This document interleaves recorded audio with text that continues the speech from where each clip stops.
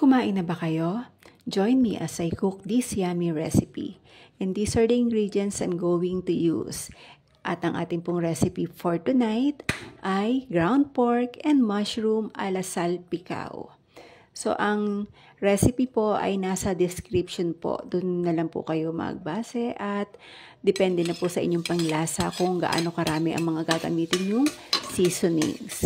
So, ito pong salpicao recipe, madalas po ang ginagamit dito ay sliced pork or beef. But this time po, ang gagamitin ko ay itong ground pork.